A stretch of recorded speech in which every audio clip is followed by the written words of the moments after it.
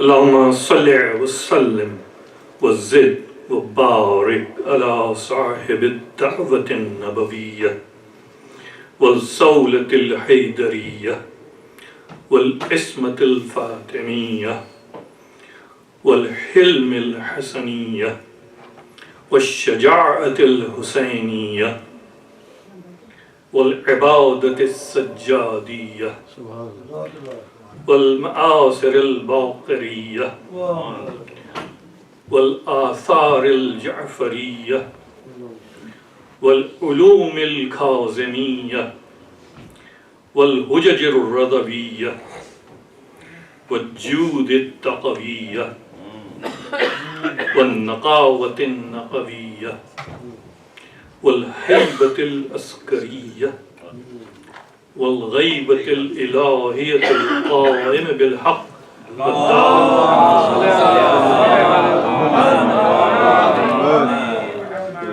والداعي إلى الصدق المطلق كلمة الله وأمان الله وحجة الله القائم بالأمر الله المقصد لدين الله الغالب بأمر الله والذاب عن حرم الله وإمام السر والعلن دافع الكرب والمهن صاحب الجود والمنن الإمام بالحق أبي القاسم محمد بن الحسن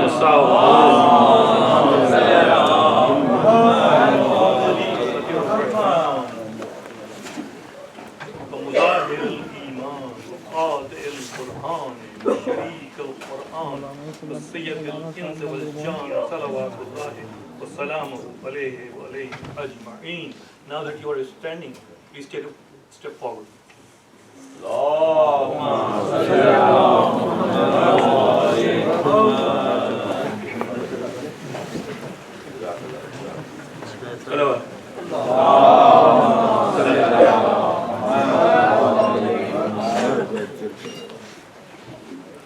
As you know, this Majlis is on the occasion of the Shahadat of the second Imam, Imam Hassan ibn Ali.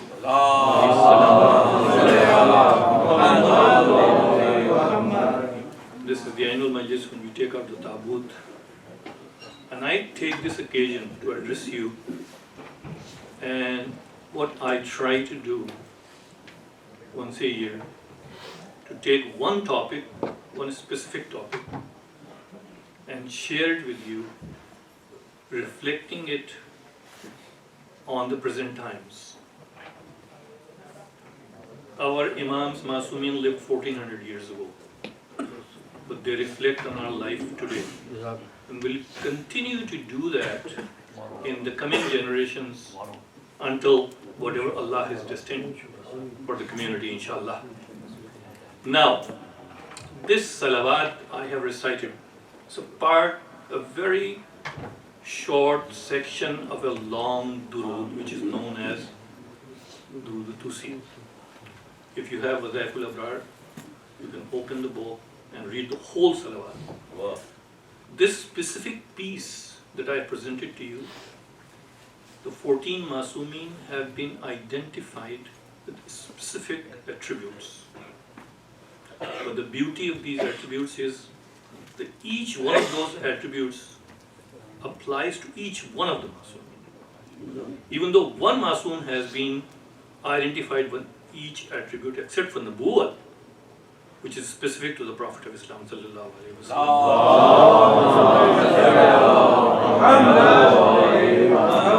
Every other attribute applies to every other Masum.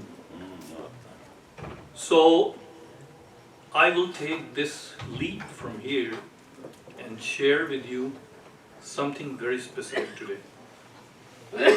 Now you are aware what is happening in Karbala, or has happened a few days ago. The largest congregation, religious congregation in the world, took place in Karbala, and people walked 60 kilometers from Najaf to Karbala, and from all other places in Iraq. They merged onto Karbala, and it is amazing. The power and the strength of the crowd 15 to 20 million, that's a very conservative estimate. Compare that to Hajj, 2 to 3 million. And how many problems do you see in Hajj if you have been to Hajj? I mean, I don't want to, Hajj is a wajib act on us. It's Allah's command to us, mentioned in the Quran. And if we don't do Hajj, we leave one of our specific wajib act undone. So it is wajib. If you have the means and the time and the opportunity, you must at least do once Hajj. There is no exception here. Ziyarat is not wajib.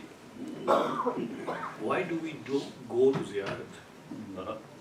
The only thing that brings us to Karbala, the only magnetism is the love, the passion.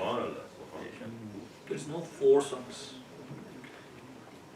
As opposed to that, if you go back in history and you look at the history of ziyarat, there were times where people were not allowed to go to ziyarat. They were tortured, they were imprisoned, they were killed if they were found going to ziyarat. The powers of the time tried to obliterate the shrines. Not once, several times. But the magnetism of ziyarat is still there. So what is the secret of this? And why medias like CNN are totally blank? They blank out the news. This new wave of ziyarat that has been going on since 2003, since the Quran was removed, and people were just waiting for this. Waves after waves of people. Just look at the videos. Why doesn't these main media instruments go there, make just one shot, one video? What is the secret of this? And that is why I think every one of us should try to understand what ziyarat is.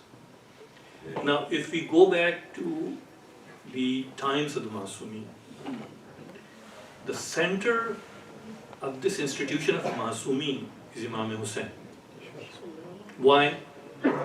Starting from the Prophet of Islam to Hazrat Ali, to Astaana-e-Zehra, to Imam Hassan. Before Imam Hussain, everyone has made at least one statement, if not many more, emphasizing the secret of martyrdom to come. And every Imam, after Imam Hussain, has left a wasiyat with the community. Do not forget our jab. Do not forget ziyarat. And two things are specifically specified by these Imams: Naha and Marsiya and ziyarat. What is the secret of this? Both are controlled by passion. You have to have that passion. As soon as the Majlis ended, everybody's standing up, Matam, Hussain, Ya Hussain. And you will have problem trying to stop it. Young men, when they get involved in Matam, it's very difficult to stop them from doing Matam. They want to continue. They don't get tired. They don't get hungry. They don't get thirsty. They just continue Matam. And those things are controlled by passion and extreme love for the Ahlul Bayt. So, every Imam, particularly the sixth Imam organized this whole institution. Known Matam, Marsiya, poetry on Karbala, and Ziyarat. Every word that we recite in each Ziyarat is taught to us by our Imams. These are very sacred words. They are not words of Allah, but they are words of Masumi. And that is why the actual wordings of ziyarat in Arabic is important. But we don't speak Arabic. But we should understand every word of ziyarat when we recite it. And our sixth Imam tells us that it is my recommendation that once or twice, actually every year, you should go to ziyarat to my jab. But if you cannot do that, every Muharram, day of Ashura, leave your homes shut down your business, stop your work, go out in the wilderness, go out in the wilderness, stand alone and point a finger to where the shrine of Karbala is and recite the ziyarat. So this is a vicarious ziyarat.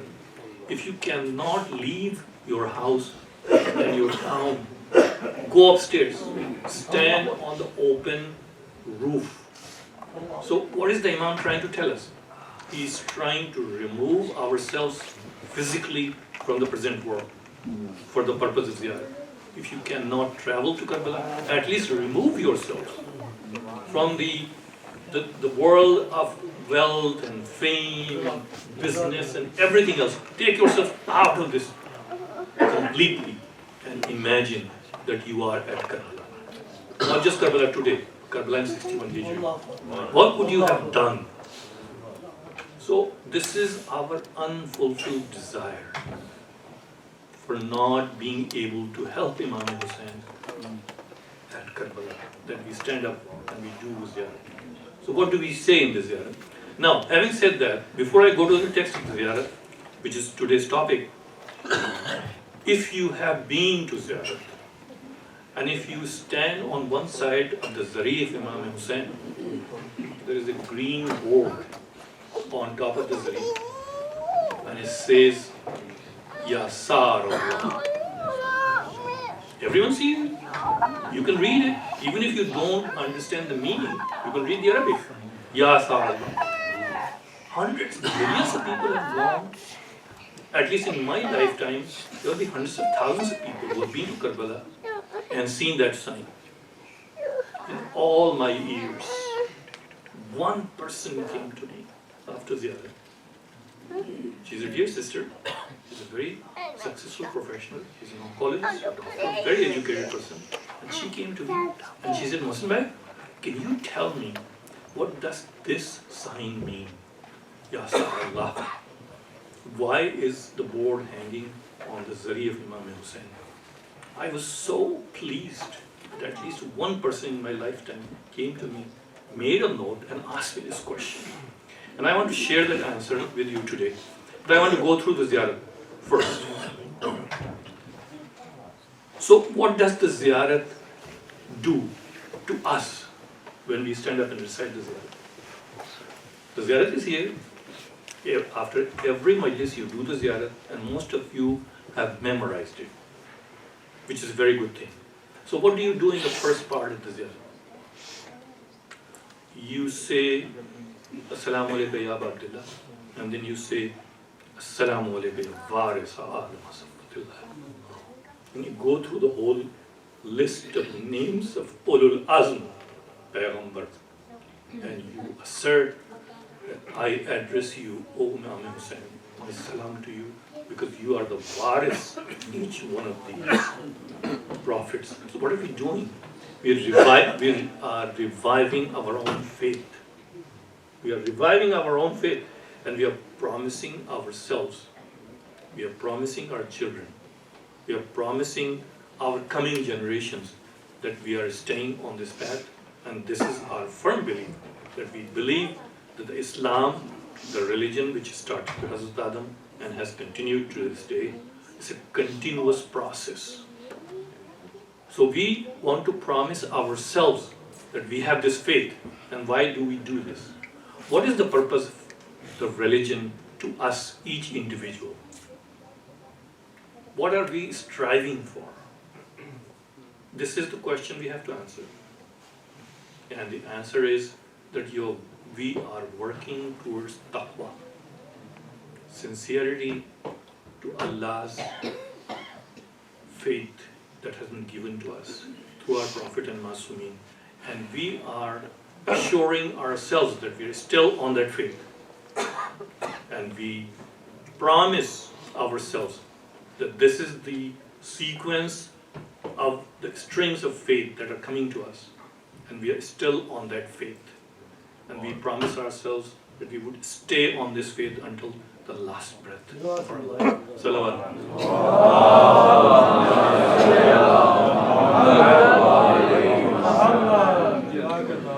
When we finish that list up to the Prophet, Hazrat Ali, Janab Fatima, Janab Khadijatul Kubra.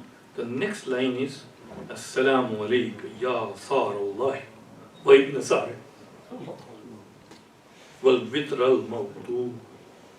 And this is our witness to the Shahadat Imam Hussain. What are we saying here? Vitr al mawtur, a murder has been committed, and the murderer has not been found and punished. And the victim is waiting for someone to stand up and avenge him. This is the story in these two lines. So what does Sar Allah ibn Sar means? Hazrat Ali is also recognized as Sar Allah, and Imam Hussain is recognized as Sar Allah.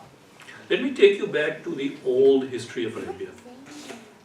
Arabs were a tribal community, and their tribal life was based on individuals' cohesiveness, that the tribe lives as an extended family, and they had a tradition that if somebody killed one member of a tribe, then somebody will have to come and take the revenge for that one murder.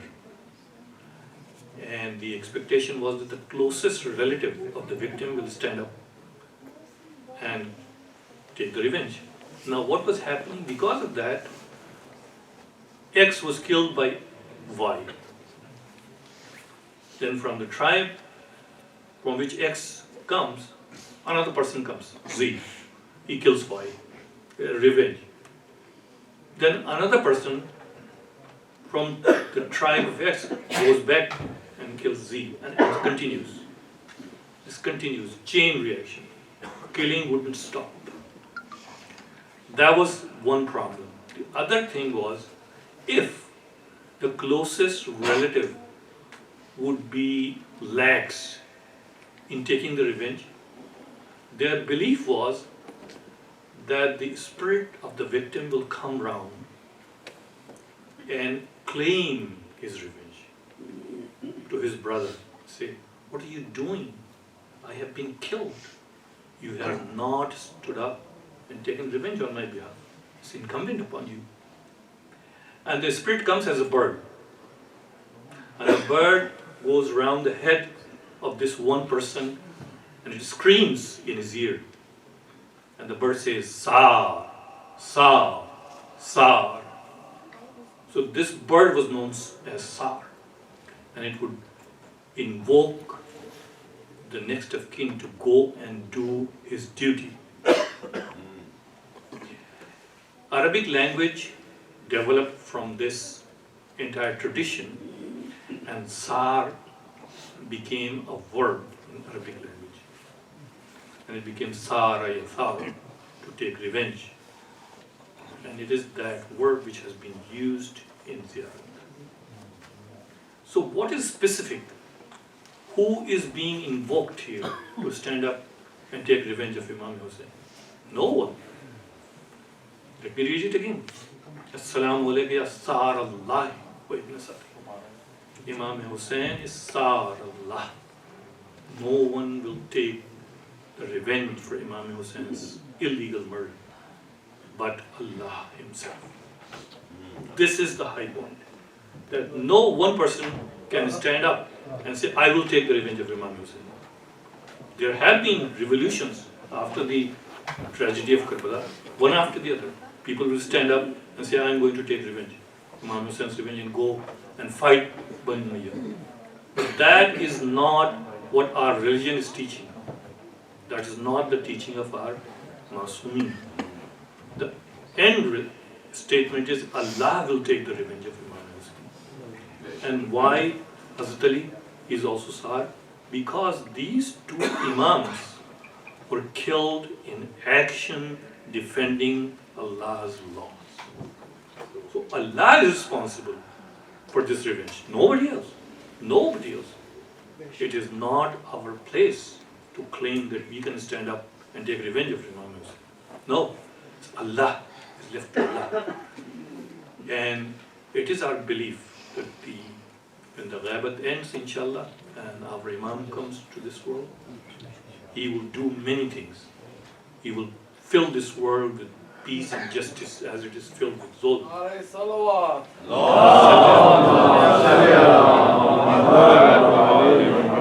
And one thing he will definitely do, that he will take the revenge of Imam Hussein's illegal murder in Karbala, inshallah. Salawat.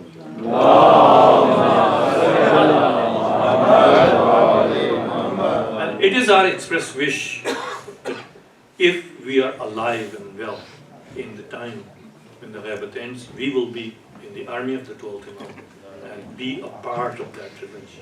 That will be our greatest glory. Salawat.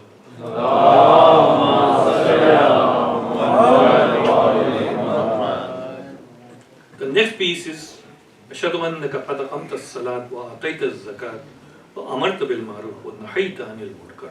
And now we are witnessing, we are testifying that you gave your life doing what? Establishing prayer, establishing zakat, trying to stop what is wrong and trying to encourage what is right and good. And this is the basic faith that we follow today. And then the ziyarat goes on, وَتَعَاتَ اللَّهَ وَرَسُولَهُ حَتَّى أَتَاقَ الْيَقِينَ. And you continue to follow in the teachings of the Prophet until yaqeen came to you. Now this word yaqeen is very significant here. Yaqeen here is used in the meaning of death. That you followed the instructions of Allah and the Prophet until your last breath. So what are we saying? Does it not make it incumbent upon us that we will do the same thing if we are the followers of our Imam? We should just come here and do matam and go home? No, we have to have these words in mind at all times in our life. Otherwise, our coming to Majlis is useless. If we cannot wholeheartedly commit ourselves to the mission of Imam Hussain, this is not fulfilled. Salawat.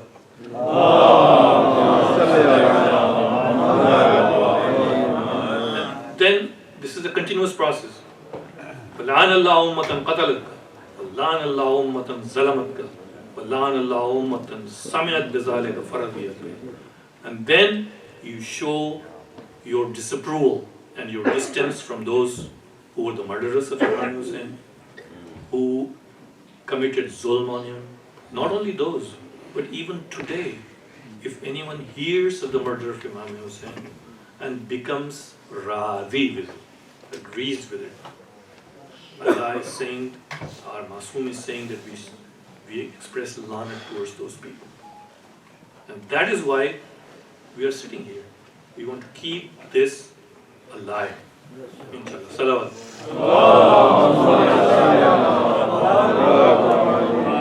And the next piece of the faith comes in the next lines of the Ziyarah. Ya Mawlaya, Ya Aba Abdillah, Ashhadu annaka kunta nuran fil aslab ash-shamikha wal arham bil mutahhara. And now we witness the very basic element of our faith. These men and Janab Sayyida, these Masumeen came as human beings to us. They were people who lived around them, lived with them. They ate, drank, put on clothes. They felt cold, they felt hot, they slept, and they lived in houses, and they traveled. But they were not like us. What was the difference? And this is what we are testifying. Kunta Nuran. You were Noor. And how has this Noor traveled? And this is the testification. Yes, sir. Fil aslab ash-shamikha wal arham al mutahhar. Both your mothers and fathers were pure. And this is a testification to the ayat that in the Quran. The rich did not come anywhere near you in any generation, not just your person when you lived, but in any generation. This is the testification we are doing of our faith here. لَن تُنَجِّسْكَ الْجَاهِلِيَّةُ بِأَنْجَاسِهَا وَلَمْ تُلْبِسْكَ مِنْ مُدْلَهِمَّاتِ ثِيَابِهَا. This is a very literary Arabic, a very profound statement. This is the best rhetoric Arabic you will find anywhere in the world, because this is coming from the Imams. So what are the idioms being used here? Any kind of najasat from Jahiliyyah did not touch you with all its evil. وَلَمْ تُلْبِسْكَ مِنْ مُدْلَهِمَّاتِ ثِيَابِهَا. I want to spend a couple of minutes to explain these words. Lam tulbiska, and it did not cover you with a covering. It's from libas, tulbiska libas. So you didn't, even your libas was not touched by this jahilana najasat. Min mudlahimmate thiyabiha. सौब कहते हैं वो लंबा कुर्ता जो अरब पहनते हैं उसको सौब कहते हैं, ये उससे सियाब निकला. मुदलहिम्मा, this is a very difficult word. Imagine a tree, sunlight, and there is a large tree, so there is a shadow of the tree, and you are standing in the shadow of the tree. That in Arabic is called idallah, to be in the shadow of something. So let me say it in Urdu. नजासत छू कभी नहीं गई आपसे, लिबास से छूना तो दूर की बात है, आप पर तो नजासत का साया तक नहीं पड़ा. This is the passion of this justification. Try to understand this. These words are very important for us. They are part of our faith. Salawat.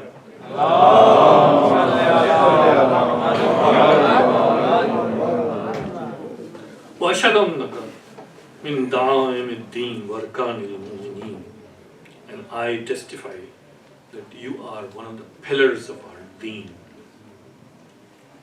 And you are a rukn, our resting place for mu'minin. Wa ashhadu annaka al-imam al-barr al-taqi al-razi al-zaki al-hadi al-mahdi. Now there are 4 attributes used here. They're all for Imam Mohsin. Many times when you're doing ziyarat and when you come to this point, when you say Hadi al-Mahdi, you try to go down thinking that this is the 12th Imam. This is not the 12th Imam. This is Imam Mohsin. And that is what I said in the beginning of my talk, that all those attributes apply to every Masoom. Hadi, hidayat karne wala, Mahdi, jiski hidayat kar di gayi, yani Allah ne ki. Wa ashhadu anna al-a'immata min muldika kalimatu taqwa. And every Imam who came in your generation after Imam Mohsin is kalimatul taqwa. And this is what we are trying to do, taqwa. We are trying to achieve taqwa. And he was a personified taqwa in his personality. That is he being a nur. Every Imam is a nur. So it's continuing. Wa alamul huda. And the pillar of hidayat. Well, urwatul wusqa, and the strong rope which connects you to Allah. Well, hujjatu ala ahli dunya, and they are the hujjat on all human beings in this world. Wa ushhadu Allah wa malaikatahu wa anbiya'uhu wa rusuluhu inni bikum mu'minun wa iyyabikum muqinun. Now I am making Allah and his malaika a witness to say that that I am mu'min on your iman, and I have yaqeen on what your teachings are, bishara'i dini wa khawatim amal, all the elements of faith. Wa qalbi li qalbikum, and my heart is connected to your heart. Silmun wa amri li amrikum, and I am at peace with you, and I am following every amr that you have done for us. Salawatullahi alaykum wa ala arwahikum wa ala ajsadikum wa ala ajsamikum wa ala shahidukum wa ala ghaibukum wa ala zahirukum wa ala batinukum. All these words sound very similar to you. What is the secret of using so many different words? Because Imam is our guide in whatever shape and time he comes to us with his hidayah. That's the gist of it. So Ajsad and Assam are the same words, Jasad and Jism, but there is a difference. Jism is the whole thing, and Jasad is the body without the head. And this is once again testifying to the Shahadat of Imam Hussain. Even if you were killed and your head was severed, separated from your body, you still remain the Imam. This is our testification in this ziyarah. This is very important. I urge all my young men and women to take this ziyarat every word to word, memorize it, read it as often as you can, and make it a guiding light in your life. May Allah give you the good sense, the courage and the strength to follow these things. Before I go from here, I want to thank the management of Astana that they have kept this institution going, and they have allowed us, specifically our family, to establish this Majlis annually every 28th of Safar. And I would ask you all to recite a Surah Fatiha for Muhammad Ali Naquvi Marhum, who established this.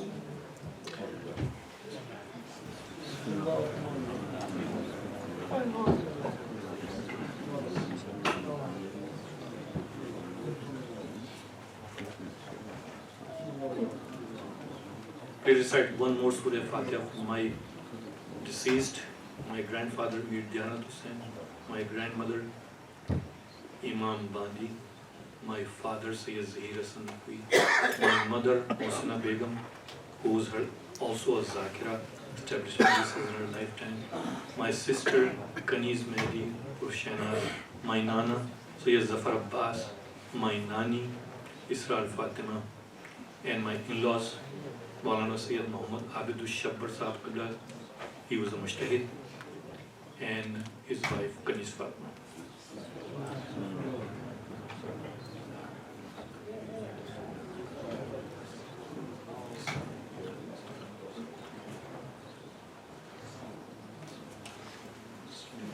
Thank you very much.